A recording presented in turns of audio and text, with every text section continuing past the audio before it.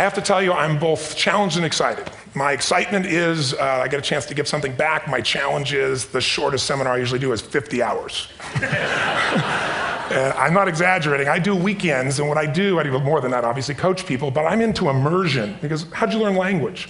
You didn't learn it by just learning principles. You got in it, and you did it so often that it became real. And the bottom line of why I'm here, besides being crazy mofo, is that I'm really in a position, I'm not here to motivate you, obviously. You don't need that. And a lot of times, that's what people think I do, and it's the furthest thing from it.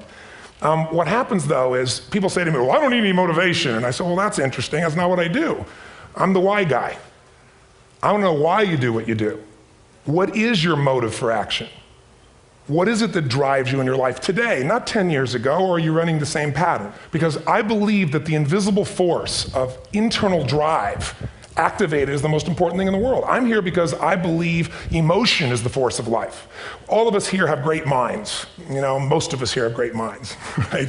I don't know if I'm in the category, but we all know how to think. And with our minds, we can rationalize anything. We can make anything happen. We can, I agree with what was described a few days ago about this idea that people work in their self-interest. But we all know that that's bullshit at times. You don't work in your self-interest all the time. Because when emotion comes into it, the wiring changes in the way it functions. And so it's wonderful for us to think intellectually about how the life of the world is, and especially those who are very smart. We can play this game in our head, but I really want to know what's driving you. And what I'd like to maybe invite you to do by the end of this talk is explore where you are today for two reasons. One, so that you can contribute more. And two, so that hopefully we can not just understand other people more, but maybe appreciate them more and create the kinds of connections that can stop some of the challenges that we face in our society today. They're only going to get magnified by the very technology that's connecting us, because it's making us intersect. And that intersection doesn't always create the view of everybody now understands everybody and everybody appreciates everybody. So I've had an obsession basically for 30 years. And that obsession has been what makes the difference in the quality of people's lives? What makes a difference in their performance? Because that's what I got hired to do. I got to produce the result now. That's what I've done for 30 years. I get the phone call when the athlete is burning down on national television and they were ahead by 5 strokes and now they can't get back on the course. And I got to do something right now to get the result or nothing matters. I get the phone call when the child is going to commit suicide, and I got to do something right now. And in 29 years, I'm very grateful to tell you I've never lost one in 29 years. It doesn't mean I won't someday, but I haven't done it. And the reason is an understanding of these human needs that I want to talk to you about. So when I get those calls about performance, that's one thing, like how do you make a change? But also, I'm looking to see what is it that's shaping that person's ability to contribute, to do something beyond themselves.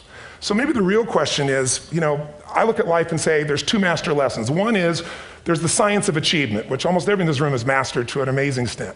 That's how do you take the invisible and make it visible, right? How do you take what you dream about and make it happen, whether it be your business, your contribution to society, money, whatever it is for you, your body, your family. But the other lesson of life that is rarely mastered is the art of fulfillment. Because science is easy, right? We know the rules, you write the code, you follow those, and you get the result. Once you know the game, you just, you up the ante, don't you? But when it comes to fulfillment, that's an art. And the reason is it's about appreciation and it's about contribution. You can only feel so much by yourself. So I've had an interesting laboratory to try to answer the question of the real question, which is what's the difference in somebody's life if you look at somebody like those people that you've given everything to, like all the resources they say they need. You gave them not a $100 computer, you gave them the best computer. You gave them love, you gave them joy, you were there to comfort them. And those people very often, and you know some of them I'm sure, end up the rest of their life with all this love, education, money, and background, spending their life going in and out of rehab. And then you meet people that have been through ultimate pain, psychologically, sexually, spiritually, emotionally abused, and not always, but often they become some of the people that contribute the most to society.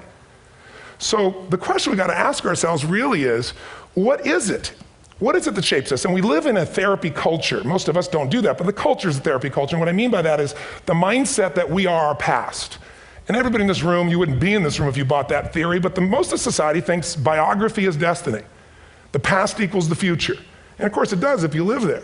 But what people in this room know, and what we have to remind ourselves though, because you can know something intellectually, you can know what to do and then not use it, not apply it. So really what we got to remind ourselves is decision is the ultimate power. That's what it really is. Now, when you ask people, have you failed to achieve something? How many have ever failed to achieve something significant in your life? Say, I. Thanks for the interaction on a high level there. But if you ask people, why didn't you achieve something? Somebody who's working for you, or a partner, or even yourself, and you failed to achieve a goal, what's the reason people say they failed to achieve? What do they tell you? didn't know enough, didn't have the knowledge, didn't have the money, didn't have the time, didn't have the technology, you know, I didn't have the right manager, didn't have the Supreme Court.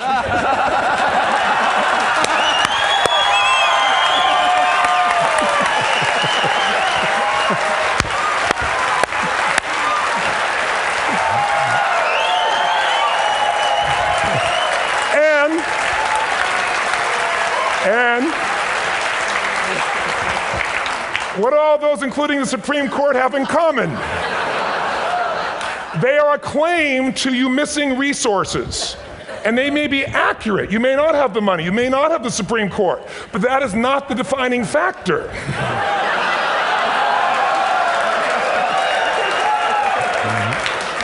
And you correct me if I'm wrong.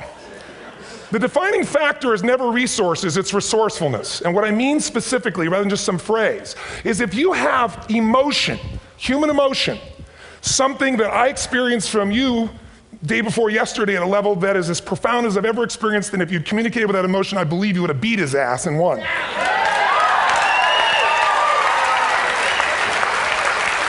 But how easy for me to tell him what he should do. Idiot, Robbins. But I know when we watched a debate, at that time, there were emotions that blocked people's ability to get this man's intellect and capacity and the way they came across to some people in that day. Because I know people that wanted to vote in your direction and didn't, and I was upset. But there was emotion that was there. How many know what I'm talking about here? Say I. So emotion is it, and if we get the right emotion, we can get ourselves to do anything. We can get through it. If you're creative enough, playful enough, fun enough, can you get through to anybody, yes or no? Yes. If you don't have the money, but you're creative and determined enough, you find the way. So this is the ultimate resource, but this is not the story that people tell us, right? The story people tell us is a bunch of different stories. They tell us we don't have the resources, but ultimately, if you take a look here, flip it up if you would. They say, what are all the reasons they have in common? We've said that. Next one, please. He's broken my pattern, that son of a bitch. But I appreciated the energy, I'll tell you that. What determines your resources? We've said decisions shape destiny, which is my focus here. If decisions shape destiny, what determines it is 3 decisions. What are you going to focus on? Right now, you have to decide what you're going to focus on. In this second, consciously or unconsciously, the minute you decide to focus on something, you got to give it a meaning. And whatever that meaning is produces emotion. Is this the end or the beginning? Is God punishing me or rewarding me, or is this the roll of the dice?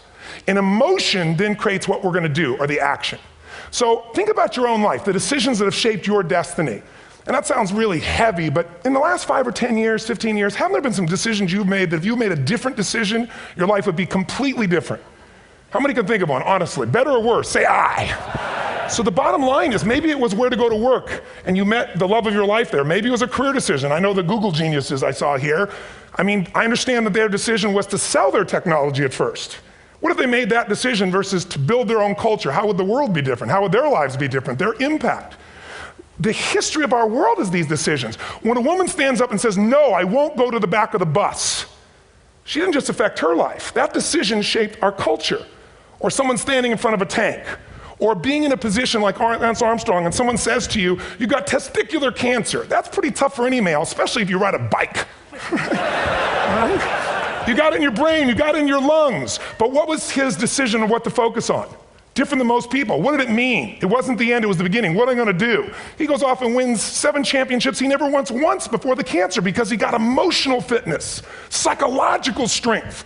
That's the difference in human beings that I've seen of the 3 million I've been around. Because that's what my lab. I've had 3 million people from 80 different countries that I've had a chance to interact with over the last 29 years. And after a while, patterns become obvious. You see that South America and Africa maybe connect in a certain way, right? Other people say, oh, that sounds ridiculous. It's simple. So what shaped Lance, what shapes you? 2 invisible forces, very quickly. 1, state. We all have had times. Have you had a time you did something and after you did it, you thought to yourself, I can't believe I said that. I can't believe I did that. That was so stupid. Who's been there? Say I. Have you ever done something after you do it, you go, that was me. Right? It wasn't your ability, it was your state. Your model of the world is what shapes you long term. Your model of the world is the filter. That's what's shaping us. That's what makes people make decisions. When we want to influence somebody, we got to know what already influences them. And it's made up of 3 parts, I believe. First, what's your target? What are you after? Which I believe it's not your desires. You can get your desires to goals. How many of you got a goal or desire and thought, is this all there is? How many have been there? Say aye. So it's needs we have. I believe there are 6 human needs. Second, once you know what the target that's driving you is and you uncover it for the truth, you don't form it, you uncover it. Then you find out what's your map. What's the belief systems that are telling you how to get those needs? Some people think the way to get those needs is destroy the world. Some people is to build something, create something, love someone. And then there's the fuel you pick. So very quickly, 6 needs, let me tell you what they are. First one, certainty. Now these are not goals or desires, these are universal. Everyone needs certainty that they can avoid pain and at least be comfortable. Now how do you get it? Control everybody, develop a skill, give up, smoke a cigarette. If you got totally certain, ironically, even though we all need that, like if you're not certain about your health or your children or money, you don't think about much more. You're not sure the ceiling's gonna hold up, you're gonna listen to any speaker. But while we go for certainty differently, if we get total certainty, we get what? What do you feel if you're certain? You know what's gonna happen, when it's gonna happen, how it's gonna happen, what would you feel? Bored out of your mind. So God, in her infinite wisdom, gave us a second human need, which is uncertainty. We need variety. We need surprise. How many of you here love surprises? Say aye. Bullshit. You like the surprises you want. The ones you don't want, you call problems, but you need them. So variety is important. Have you ever rented a video or a film that you've already seen? Who's done this? Get a fucking life. Right? Why are you doing it? You're certain it's good because you read it before, saw it before, but you're hoping it's been long enough you've forgotten enough there's variety. Third human need, critical, significance. We all need to feel important, special, unique. You can get it by making more money. You can do it by being more spiritual. You can do it by getting yourself in a situation where you put more tattoos and earrings in places humans don't want to know. Whatever it takes. The fastest way to do this, if you have no background, no culture, and no belief in resources or resourcefulness, is violence. If I put a gun to your head and I live in the hood, instantly I'm significant. 0 to 10, how high? 10. How certain am I you're going to respond to me? 10. How much uncertainty? Who knows what's going to happen next? Kind of exciting, like climbing up into a cave and doing that stuff all the way down there. Total variety and uncertainty. And it's significant, isn't it? So you're willing to risk your life for it. So that's why violence has always been around and will be around unless we have a consciousness change as a species. Now you can get significance a million ways, but to be significant, you got to be unique and different. Here's what we really need. Connection and love, fourth need. We all want it. Most people settle for connection because love's too scary. Don't want to get hurt. Who here has ever been hurt in an intimate relationship? Say aye. If you don't raise your hand, you'll have about other shit too, come on. And you're going to get hurt again. Aren't you glad you came to this positive visit? But here's what's true, we need it. We can do it through intimacy, through friendship, through prayer, through walking in nature. If nothing else works for you, get a dog. Don't get a cat, get a dog, because if you leave for 2 minutes, it's like you've been gone for 6 months when you show back up again 5 minutes later, right? Now these first 4 needs, every human finds a way to meet. Even if you lie to yourself, even if you have split personalities. But the last 2 needs, the first 4 needs are called the needs of the personality, is what I call it. The last 2 are the needs of the spirit. And this is where fulfillment comes. You won't get fulfillment from the first 4. You'll figure a way, smoke, drink, do whatever, meet the first 4. But the last 2, number 5, you must grow. We all know the answer here. If you don't grow, you what? If a relationship's not growing, if a business is not growing, if you're not growing, it doesn't matter how much money you have, how many friends you have, how many people love you, you feel like hell. And the reason we grow, I believe, is so we have something to give of value. Because the 6th need is to contribute beyond ourselves. Because we all know, corny as it sounds, the secret of living is giving. We all know life's not about me, it's about we. This culture knows that, this room knows that. And it's exciting. When you see Nicholas up here talking about his $100 computer, the most passionate, exciting thing is here's a genius, but he's got a calling now. You can feel the difference in him, and it's beautiful. And that calling can touch other people. In my own life, my life was touched because when I was 11 years old, Thanksgiving, no money, no food, and we're not gonna starve, but my father was totally messed up. My mom was letting him know how bad he messed up. And somebody came to the door and delivered food. My father made 3 decisions. I know what they were briefly. His focus was, this is charity. What does it mean? I'm worthless. What do I gotta do? Leave my family, which he did. At the time, one of the most painful experiences of life. My 3 decisions gave me a different path. I said, focus on, there's food, what a concept. You know? Second, but this is what changed my life. This is what shaped me as a human being. Somebody's gift, I don't even know who it is. I thought, my father always said, no one gives a shit. And all of a sudden, somebody I don't know, they're not asking for it, this is giving our family food, looking out for us. It made me believe this. What does it mean?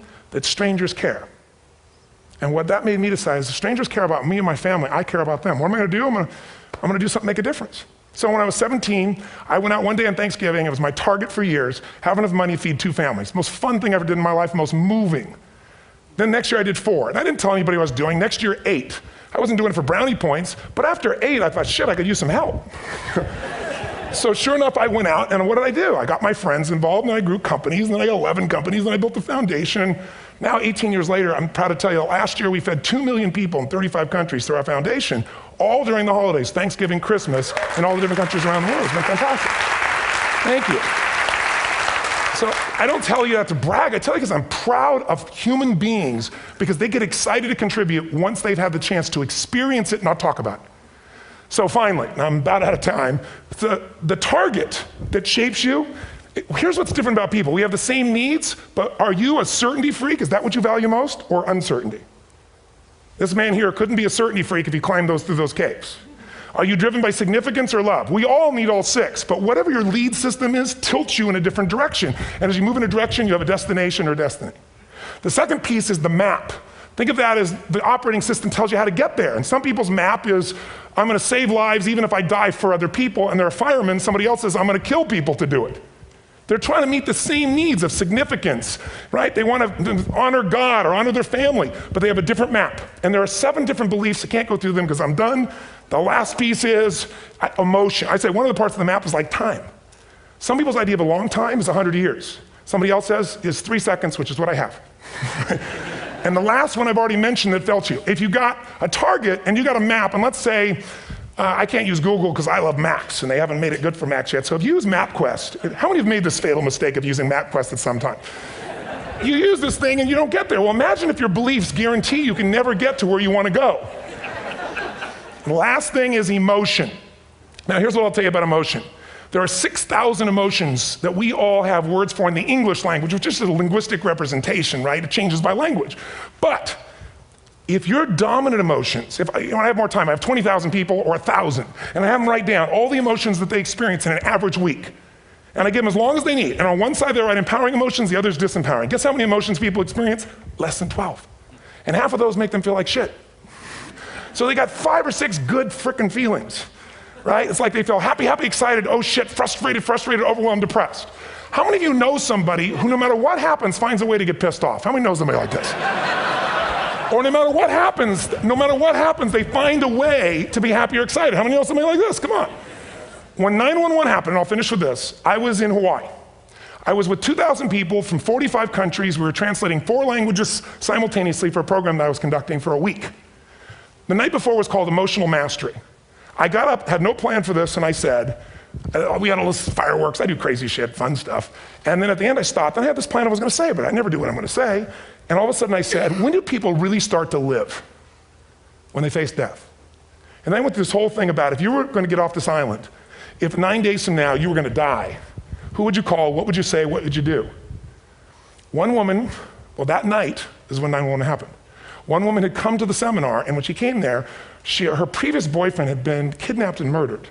Her friend, or her new boyfriend, wanted to marry her, and she said no. He said, if you leave and go to that Hawaii thing, it's over with us. She said it's over. When I finished that night, she called him and left a message, true story, at the top of the World Trade Center where he worked, saying, honey, I love you. I just want you to know, I want to marry you. It was stupid of me.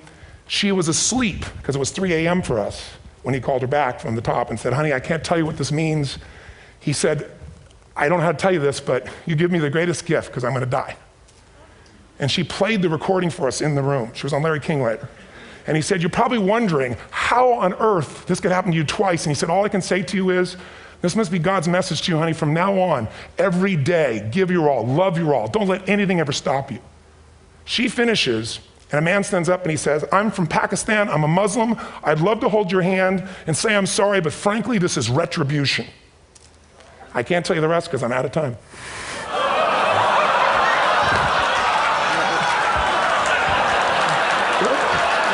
Are you sure? Finish the story. 10 seconds. 10 seconds, no, I want to be respectful. 10 seconds, all I can tell you is I brought this man on stage with a man from New York who worked in the World Trade Center, because I had about 200 New Yorkers there. More than 50 lost their entire companies, their friends, marking off their Palm Pilots. One financial trader, this woman made of steel, bawling, 30 friends crossing off that all died. And what I did to people is said, what are we going to focus on? What does this mean, and what are we going to do? And I took the group and got people to focus on, if you didn't lose somebody today, your focus is going to be how to serve somebody else. There are people, one woman got up and she was so angry and screaming and yelling. And they found she wasn't from New York, she's not an American, she doesn't know anybody here. I said, you always get angry? She said, yes. Guilty people got guilty, sad people got sad. And I took these two men and did what I call an indirect negotiation. Jewish man with family in the occupied territories from New York who would have died if he was at work that day. And this man who wanted to be a terrorist and made it very clear. And the integration that happened is on a film, which I'll be happy to send you, so you can really see what actually happened instead of my verbalization of it. But the two of them not only came together and changed their beliefs and models of the world, but they've worked together to bring, for almost 4 years now, to various mosques and synagogues, the idea of how to create peace. And he wrote a book, which is called My Jihad, My Way of Peace. So transformation can happen. So my invitation to you is this. Explore your web, the web in here. The needs, the beliefs, the emotions that are controlling you, for two reasons. So there's more of you to give. Achieve too, we all want to do it, but I mean give, because that's what's going to fill you up. And secondly, so you can appreciate, not just understand, that's intellectual, that's mind, but appreciate what's driving other people. It's the only way our world's going to change. God bless you, thank you, I hope this will serve. Tony Robbins.